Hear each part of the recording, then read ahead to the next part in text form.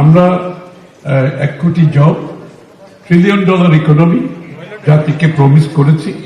আমি সেটা পুনরাবৃত্তি করছি এখানে। ইনশাআল্লাহ উইল গো ফর, আমরা যাব 1 কোটি জবের প্রতি, এবং 1 কোটি job is not a political statement. আমরা কিন্তু ওয়ার্কআউট করেছি কোন সেক্টরে, কোন সেক্টর থেকে কত এমপ্লয়মেন্ট হবে, এর বিপরীতে বিনিয়োগ কি করতে হবে সেটাও আমরা ওয়ার্কআউট করেছি। এই বিনিয়োগ থেকে আমরা সরকার থেকে কতটুকু করব, আমরা ট্যাক্সেশনের মাধ্যমে আমরা রেভিনিউ থেকে কতটুকু করব, অন্য ক্যাপিটাল মার্কেট থেকে। একটা জিনিস আমি বলি, বাংলাদেশে সবকিছু কেন ব্যাংকে যেতে হবে? আপনার ক্যাপিটাল মার্কেট ছাড়া আমরা যে প্রোগ্রামগুলো করছি, যত কিছুই বলি, যত গ্রোথের কথা বলি, আপনি বাংলাদেশে যখন ইন্ডিয়াতে মার্কেট ক্যাপিটাল এবং জিডিপি কত জানেন? 125%। জিডিপি এবং মার্কেট ক্যাপ হচ্ছে 125%, আমেরিকাতে ডাবল, বাংলাদেশে 5 থেকে 6%।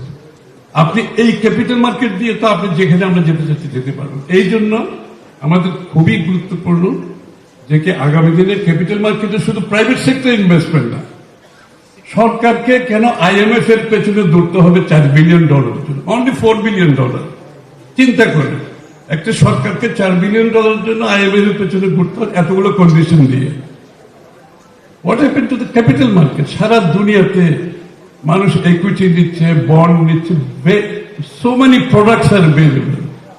আমি মনে করি অনেকগুলো গভর্নমেন্টের যেগুলো বিনিয়োগ আছে এখানে, যেমন আমি বলি বাংলাদেশ বিমানের কথা ধরি ফর এক্সাম্পল, বাংলাদেশ বিমানের জন্য সরকার কেন টাকা দেবে? ইট ইজ এন এন্টারপ্রাইজ, এটা ব্যবসা, এটাকে কম্পিট করতে হবে, আর্ন করতে হবে, BSC কে আর্ন করতে হবে।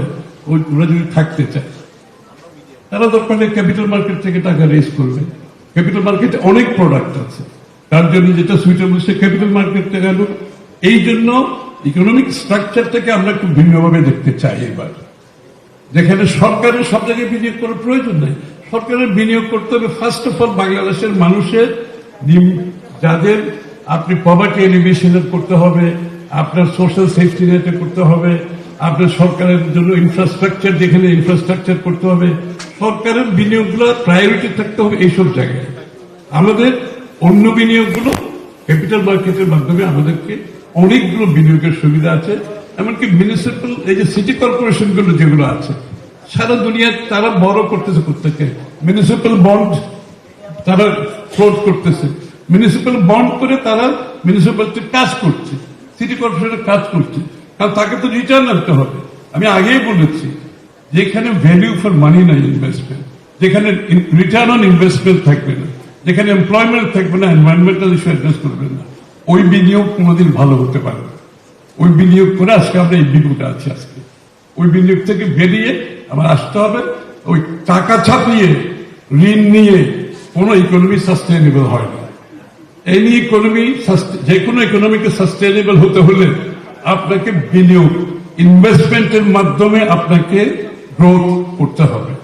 অন্যভাবে যেগুলো করবেন টাকা ছাপিয়ে ঋণ নিয়ে, এটা সাস্টেনেবল হতে পারে না। এই জন্য আমাদের টোটাল ফোকাসটা থাকছে বিনিয়োগের উপরে, দেশি বিদেশি, এবং এর মাধ্যমে 1 কোটি কর্মসংস্থান। বাংলাদেশের মানুষের সবচেয়ে চাহিদা, ইয়াং জেনারেশনের সবচেয়ে বড় চাহিদা তো কর্মসংস্থান। আমি কর্মসংস্থান বলতে শুধু চাকরি বলছি না, আত্মকর্মসংস্থান। আমরা কিন্তু আত্মকর্মসংস্থানের উপর খুব বেশি জোর দিচ্ছি। আমাদের ইয়াং ছেলে মেয়েদের বিরাট পটেনশিয়াল আছে, তারা যাতে আত্মকর্মসংস্থান যেতে পারে। বিদেশে স্কিল ডেভেলপমেন্টের মাধ্যমে যেটা আমাদের বিরাট প্রোগ্রাম আছে, স্কিল ডেভেলপমেন্ট, প্রত্যেকটা ডিস্ট্রিক্টে আমরা স্কিল সেন্টার করব, যার মাধ্যমে তাদের জীবনযাত্রার মান দেশে চেঞ্জ হবে না, বাইরে গেলেও তারা যে বেতন আজকে পায় তার 3 গুণ 4 গুণ যাতে বেশি পায়। ভ্যালু এডিশন করতে হবে, প্রোডাক্টের ভ্যালু এডিশন করতে হবে, এটাকে মনিটাইজ করতে হবে, এটাকে ট্রেডেবল গুডসে পরিণত হবে।